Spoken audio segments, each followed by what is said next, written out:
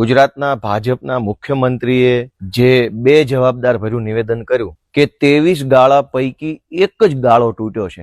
આટલું બધું શરમજનક અને બિનસંવેદનશીલ નિવેદન કર્યું તે બદલ મેં એક કવિતાની રચના કરી છે. આજે જ 10 તારીખે ગુરુ પૂર્ણિમાના દિવસે મારા મનમાં જે શબ્દો સ્ફુર્યા એ મેં લખ્યા છે અને હું ગુજરાતના ભાજપના સૌ નેતાઓને આ કવિતા સમર્પિત કરવા માંગુ છું.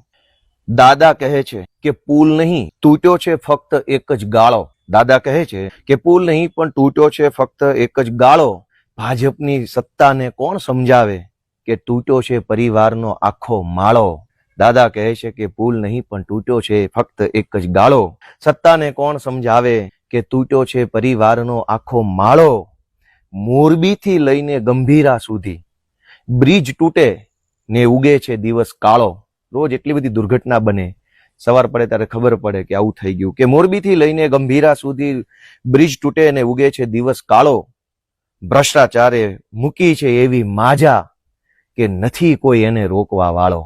આગળ કે હલકી ગુણવત્તા ચાલી જશે, ગમે એવું ખરાબ કામ કરો ભાજપના રાજમાં ચાલશે. હલકી ગુણવત્તા ચાલી જશે, બસ કમલમમાં આપો પાર્ટી ફંડનો ફાળો.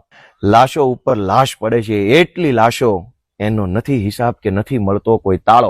દોસ્તો, બધું તૂટે, ક્યાંક પેપર ફૂટે, ક્યાંક તૂટે કે તૂટે ફૂટે, પબ્લિક હૈયું કૂટે, પણ કરે નહીં કોઈ દી કમળ કાઢવાનો ચાળો. કહે કવિ, પબ્લિકની આ સહન શક્તિને રાખે સલામત ઈશ્વર ઉપર વાળો. અને છેલ્લી લાઈન છે કે ગોપાલ ઇટાલિયા બે હાથ જોડીને વિનવે છે કે હવે સૌને પાછા વાળો. બહુ થઈ ગયું, હવે પોતાનો આત્મા જગાડે ગુજરાતી મરદ મુછાળો. દાદા કહે છે કે પુલ નહીં પણ તૂટ્યો છે ફક્ત એક જ ગાળો. સત્તાને વળી કોણ સમજાવે કે તૂટ્યો છે પરિવારનો આખો માળો.